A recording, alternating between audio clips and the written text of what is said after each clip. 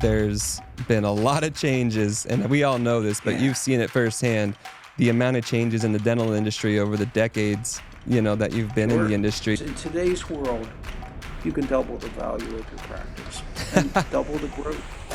All dentists know the common career paths, but how do you know which path is right for you, and are there other options out there? On this podcast, we will be chatting with industry experts. We want to bring you the knowledge and resources you need to take your career to the next level and break down those industry secrets interview by interview. We are here to ignite a revolution in the dental landscape and help you, the dentist, build the career you have always wanted. I'm Dr. Cassidy Reeder. I'm Carter Frank.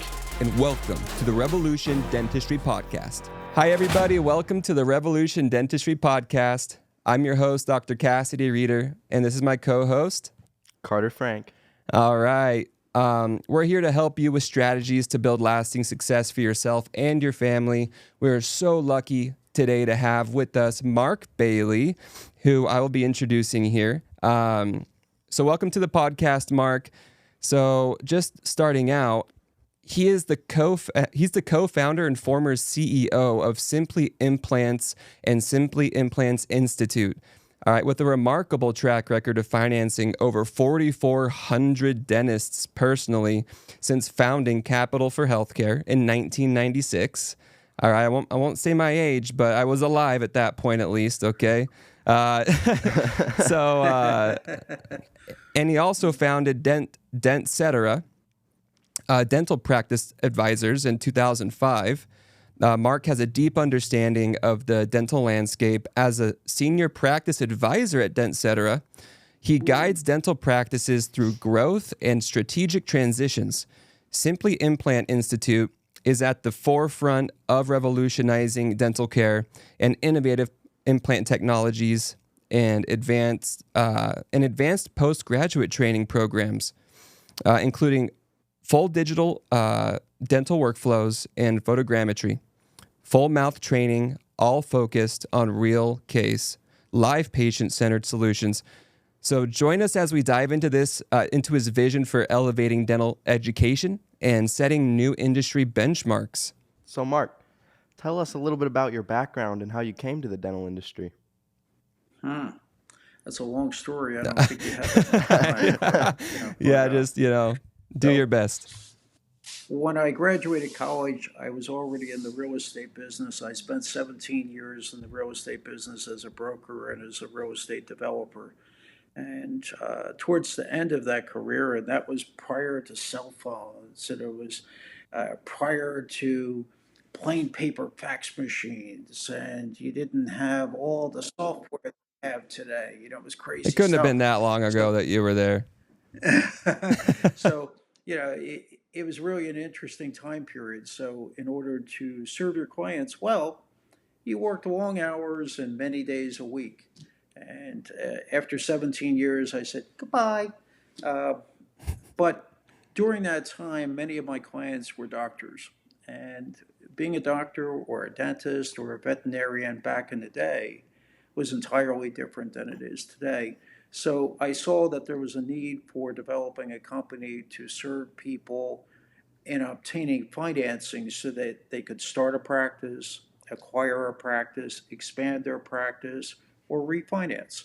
Back then, if you wanted to buy a practice, for example, you needed to put 20 to 30% down cash. You needed to put your home up for collateral in every case. And even then, it was not an easy route. And today, of course, if you're a healthcare professional, physician, dentist, veterinarian, typically you can obtain 100% financing or very close to it, plus working capital and any other enhancements that you need. So we were on the forefront of developing that with several other companies as well. And we've seen so many things change over the last 28 years.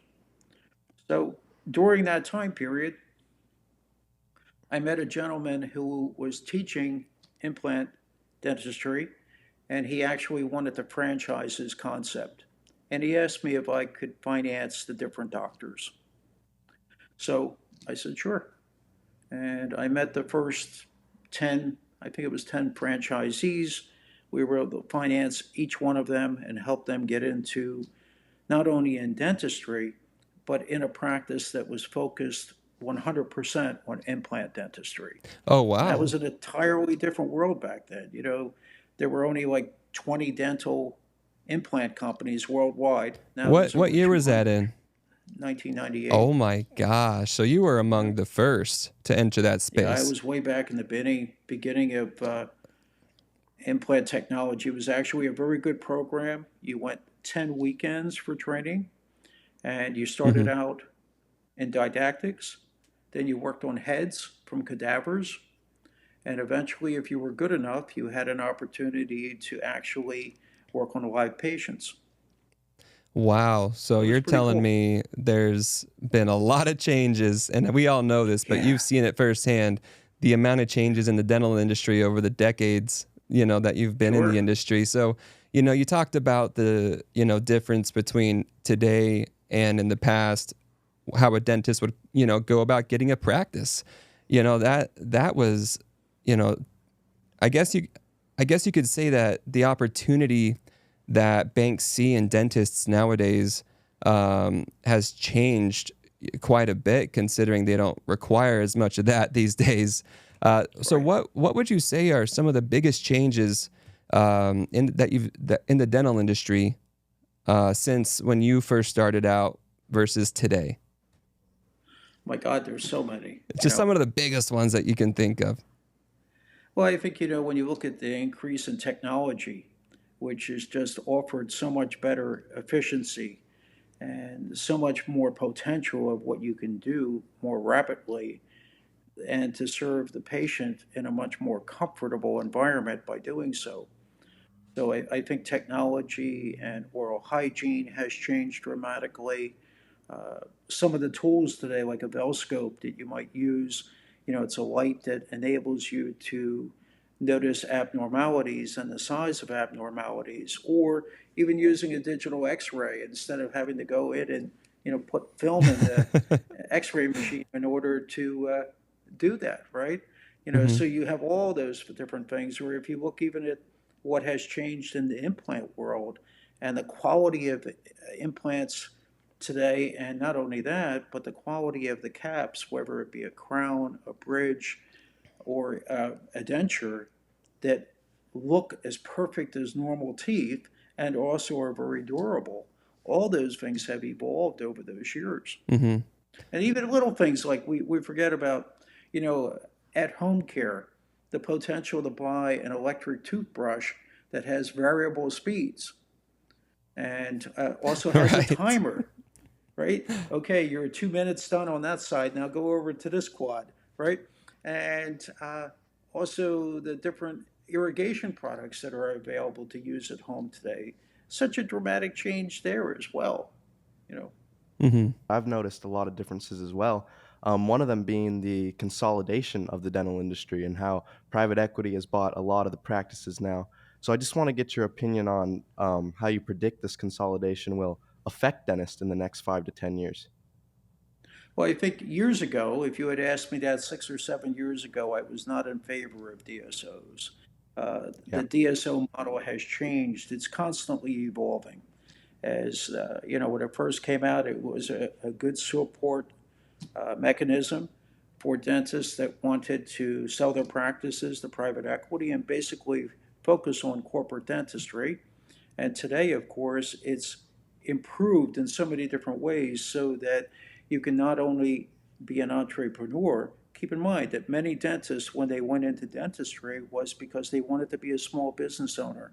They wanted to be an entrepreneur and own and operate their own practice.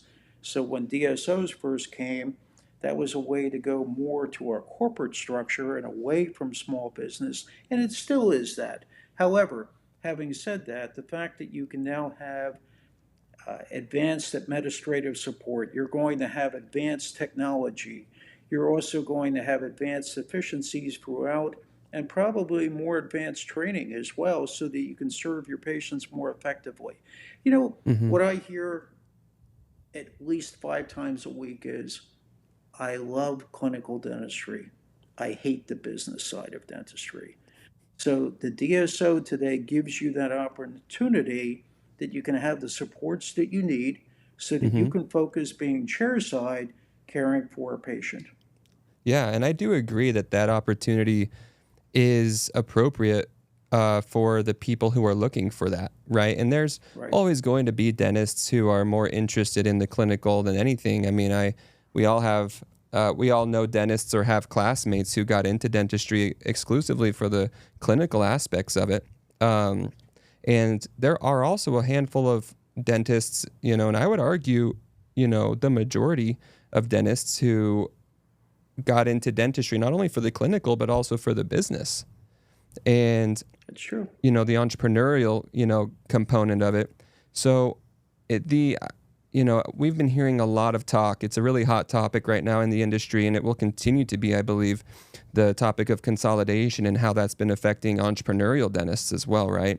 And so how do you and a lot of people believe that this topic of consolidation has been giving a lot of dentists the opportunity um, to, or I guess different opportunities that didn't exist in the past. And you have to kind of adapt, right, with the times, And so how do you believe dentists can maybe take advantage of these changes happening if they're entrepreneurial in the landscape? Or do you feel like there are a couple different ways or opportunities dentists could look for to take advantage of the landscape currently? I think, when you, first of all, when you look at consolidation today has covered about 35% of the dental profession. And within 5 years, it's anticipated that it'll be 60 to 70%. At that point, it will really have changed the footprint of ownership of dental practices nationwide. I think there always will be dentists that'll be independent and will stay away from that corporate type feel, but it'll be more and more difficult as time goes by. But when you look at having been a dentist, let's say, with a private practice and being an entrepreneur, being in small business today, with the new DSOs that are coming out, you have the opportunity to be an entrepreneur, invest into the DSO model, and at the same time, focus heavily on clinical and having all the support mechanisms there to make you better. That's a So great, I I think mean, that, that's a great insight. you know, you have to look at it and say that it's like I remember when I was in high school, and one of the things I had to memorize was the beginning of A Tale of Two Cities. It was the best of times, it was the worst of times, and Yeah. it goes on from there, right? Well, if you look over the years that DSOs have been available, in many ways, it was the worst of times. And today, we find more and more that it's becoming the best of times for a DSO model. You know, and sorry, Carter, I know you got a question here, but I just wanted to bring up another point. To your point, Mark, I feel and a lot of people feel that the current state of the industry is causing a lot of dentists to reconsider how entrepreneurship looks. Maybe being a solo practitioner or having one or two practices and competing with these, giants is getting a little bit more difficult and will continue to be so. Or maybe selling your practices to these giants as they continue to consolidate the industry. When they have about 60, 70, 80% of the industry consolidated, it's my belief that they won't really have a need to buy your practice anymore, for as nearly as much as you would have liked, or for nearly as much Right. as you're maybe used to hearing, right? When you were younger and had this idea that, oh, maybe if I built this practice up and sold it, all these other dentists have gotten bought out by DSOs or from another dentist for X amount. That sounds great. But, and like you said, Mark, as the industry continues to develop and these continue to get swallowed up, that opportunity, I don't think will be as available for those kinds of amounts. And so that kind of Right. opens up the question of, how do dentists continue to create this financial freedom that maybe they were used to in the past with this developing landscape? And so I really liked what you said, dentists getting into ownership in these groups that are larger and trying to put on those, if metaphorical pants of the, people in private equity who are used to or who know how to do these types of things. I do believe that dentists need to educate themselves on how to do these types of things on their own and band together and be able to take advantage of the consolidation for themselves. Absolutely. Yeah. And would you agree with that? I would definitely agree with that. So, there are, like I said, there are good models and there are bad models, but so many of the newer models that we see today really take all of those different thoughts into consideration so that they're creating a model that not only gives the dentist that clinical independence, or if there's people there that would like to be more involved in the business side, that they have that opportunity as well. And they have the potential of still maintaining their entrepreneurial spirit, investing in their newfound freedom, and then growing with that as well. Right. Right. Thank you. And of course, just like you see in dentistry, we've seen it in medical before, in veterinary medicine, pharmaceutical industry, and today you basically see it in virtually any profession or any occupation. So I was reading an article yesterday about the HVAC industry is going through this now too, where the private Really? equity is buying up all the large or even the smaller HVAC contractors and then, standardizing that model. Wow. Yeah. It's happening all over. Cassidy mentioned in the intro you were able to become a successful CEO of an implant institute, and I find that very impressive. But out of curiosity, I'm wondering, what would it take to get into that position? Was there any stressful times? No, not really. I was a founding partner, co-founding partner of the Institute and the Implant Company, and I was very blessed. One of the doctors that I had met back in 1998, he and I maintained contact, and I moved him from Michigan to Arizona. He became the clinical director for the Institute, and the other founding partner, Dr. Chafin, is just an amazing visionary businessman and phenomenal clinician. And he teaches all the courses. He has developed courses that are more readily understood. But the best part about it is when you go to one of his training programs, after you've had your didactic training and different cases are assigned to you under the auspices of a clinical instructor, and you're actually able to practice and place implants on live patients in real cases. So people coming in, they might be coming in for crowns, they might be coming in for dentures, they might be coming in for hybrids or the lost art bridges. The lost And art. you have a chance on a course of a 4-day program of placing anywhere from 28 to 32 implants. There's no other course in America that enables you to do that. So it's that perfect environment. There are many good courses, but this is the only one that combines the didactic with that hands-on training. Right. And you hit the, nail on the head, I think, with the importance of an institute model. We Right. all hear of the different random courses that people can sign up for. They travel, they do the thing for like a day or two, then it's done. Right. So what's your opinion on the value of that institute model and what more it brings in like a simple, travel for a day or two kind of course? Well, you know, when you go for a day or two, you're just not going to have enough experience. Even if you have that opportunity to place one or two implants, is that sufficient to go back into your own private practice and actually start placing implants? No, it really isn't.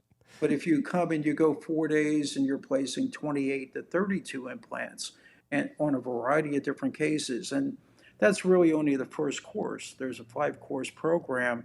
When people complete that, which they can do within 6 months, they truly are a full mouth master at that point. Right, and that So, mentorship that comes along with that, I imagine, would yeah, be important too. and the CE credits that come along with that as well, right? So Right.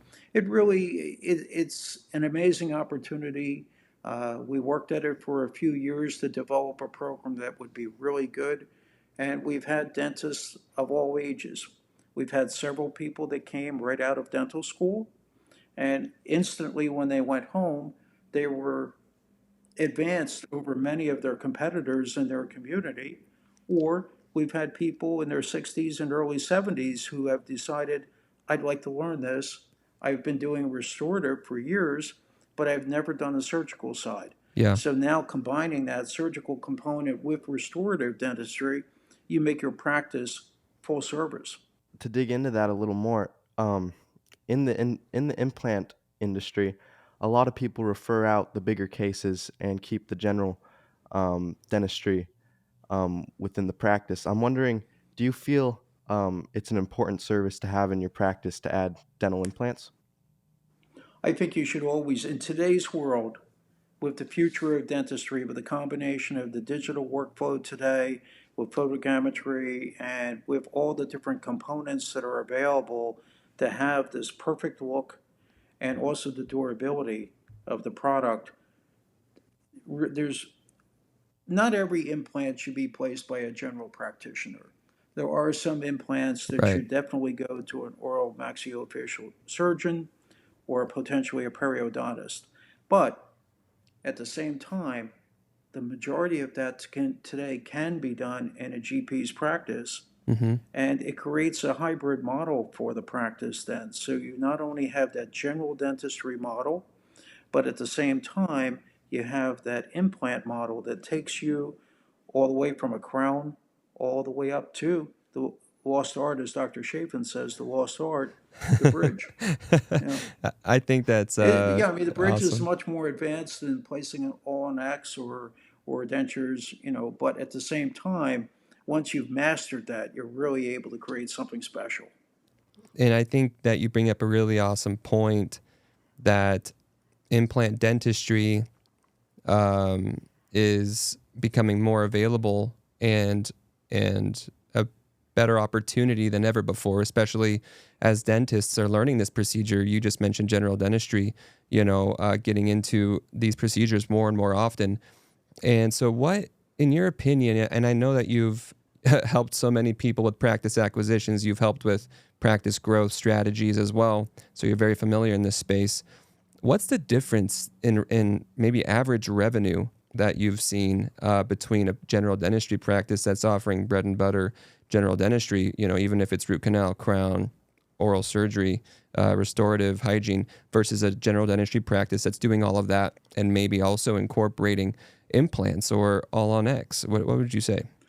It can be significant, certainly can be significant. I have clients that have multi-million dollar practices now that are all GP, or they're cosmetic and restorative, and they ship out the implant cases to oral and maxillofacial surgeons or periodontists. And then I have other clients that do everything in house.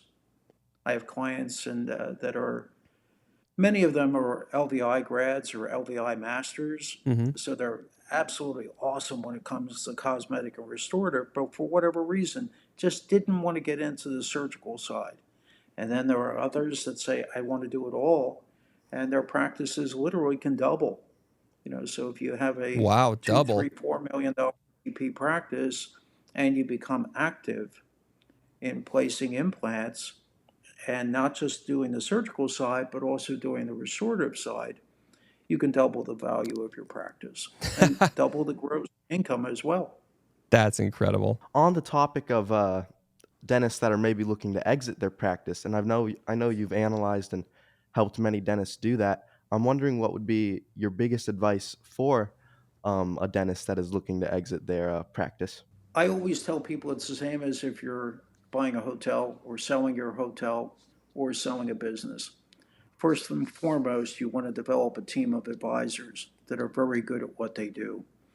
So, selecting a lawyer who has experience in practice transitions, selecting an accounting firm that also has expertise in dentistry and in expertise in practice transitions, and then selecting that marketing team that not only has a network of traditional buyers as well as DSOs that they work with consistently with great negotiating skills and great marketing skills and access to fabulous financing.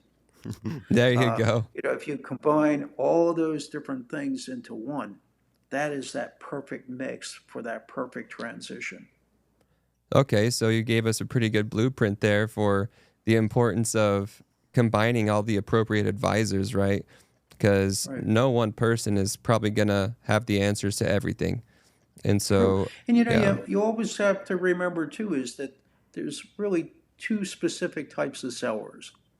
There's a founding seller who created his practice and just absolutely has provided that most phenomenal quality of care, not only for his team, but also for all the patients. That person isn't looking necessarily for the absolute optimal price. It's looking for that proper transition to someone who's going to provide that same level of care to his team and also to the patients. hmm, And then there's the financial seller that, yeah, I want to do a good job with what I do. And yeah, I want to do a good job with my team, but show me the money. Every penny that's available in that transition. right, right. You're going to, have a bit of everything, it sounds like. And you've seen all that. You've seen it all, Mark, no doubt. I have. And a few years ago, I was selling a practice in Oregon, a GP practice that I had actually financed the purchaser of that practice back in 2004. And now he was coming to us to sell and relocate. And we had a DSO that came and they offered me for the practice about half of what we were asking for the practice. Hmm. And I said to them, I said, forget about it. That's not going to happen. Well, aren't you going to ask your client? I said, no, I can speak on his behalf. There's no way that he's going to sell it for that price. Right. And he didn't. We actually sold it to a traditional buyer for just about $100,000 less than the asking price.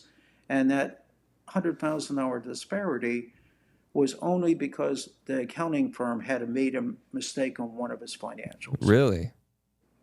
We came from selling a practice for $750 that was on the market for a 1.5 versus 1.4. Wow. You know, Wow. I mean, it goes to show that that stuff can happen. so you do have to, as we talked about before, even with the DSOs. I mean, everybody's in business, and many of the DSOs are backed by private equity, and there's a cost for that as well. So they have limitations on what they can offer when they're buying a practice or what they can project that practice to be worth at a recap level a couple of years down the road, Right. and building that in as well. And then you have your traditional buyer who has also limitations based off of financing in many cases or amount of money that they can invest. But typically that rate of interest is going to be less than private equity. So, Yeah. it depends.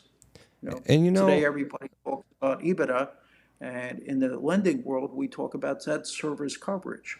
And right. they pretty much are about the same. Right. And you know what? We'd love to have you on eventually again, Mark, if you wouldn't mind. If we're showing you a good time so far, we'd love to have you on at another This point has been too. great. I mean, to be here with you, Carter, and of course to be here with Cassidy, it's just like, wow. It's just like, Amazing. wow, no, we feel the same way Wow. about you. And, Yeah. and Mark, the thing is, we would like to, at some future point, we don't have to dive into it now, discuss, that topic of private equity and, those recaps that happen at the private equity level and what that means. A lot of dentists don't understand what that means and how to take advantage of that knowledge, right, and what to do with it and how that can help. If you as the dentist are the one taking advantage of recaps, and if you as a dentist are the one who has the equity in these companies, then what would that mean for you at a recap level? And so having that knowledge as a Absolutely. dentist, I think, would be so powerful because, private equity, they have that knowledge and they know how to, play that game. And so as dentists we aren't traditionally trained in that kind of stuff, it's so powerful and important, in my opinion, and in Carter's, to educate ourselves on that. And so, I mean, I know we don't have to get into that now, but I just figured we could talk about it. Cassidy, one of the things too is today it's becoming more and more prominent, even within healthcare, to use the ESOP model, Right. for And when you're can you liquidating your can you practice explain or what ESOP is? absolutely. Is Well, it? Go ahead. briefly, it's an employee stock ownership plan, and there are significant tax benefits of using that model, and in many ways becoming more popular than private equity. Right. Of course, you have to have a larger practice with a larger staff to accommodate that because there are some limitations in doing so. But Didn't I Heartland do that? personally used that model in the Oh, 1990s, nice. selling my businesses, and found it to be great. Yeah, I think Heartland did that back in the day when they did their first recap. Right? If am I mistaken? Yes, no, you're correct. In fact, a very good friend of mine is the lawyer that was active in that No way. case. No Yeah. way. That's so cool. And for those who aren't aware, employee stock ownership plans that allows the employees themselves, such as the hygienist, the front office staff, to eventually have equity in the group or the company as well. Which, from what I've seen, can reduce attrition in the company by like a Sure. third, Absolutely. to a third. I mean, so Sure. that's And a it powerful also program. it keeps not only attrition, not having to worry about that, but the loyalty, the becoming really part of a family. Now you have an investment besides your employment, you have an investment within that. And how many times do you hear about people that are employed by a practice goes to closing, and suddenly you're like slapped in the face to Yeah. find out that the practice has been sold and you Hmm. have a new dentist to work with or a new owner to work with, right? I And agree. people are really offended because, I heard about that again recently where employees had been in a practice 16 to 18 years and suddenly, poof, So sad. It's you know, just so sad. Yeah, no, I it agree. is. Having Mark on to talk about all these things has helped open up our eyes, has helped open up a lot of people's eyes to a lot of these important topics. And I think I just want to, end with one more question, if that's okay, Mark. I know we're, Of course. kind of running late, but so opportunities in the dental industry for ownership or for passive income from the owner perspective, in my opinion, is a pretty awesome opportunity. And, we discussed it in one other episode, the prospect of having passive income as an owner of dental practices as a dentist, right?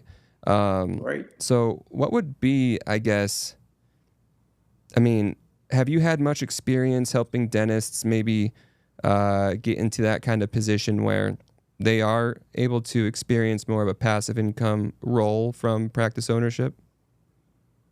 We have, yes.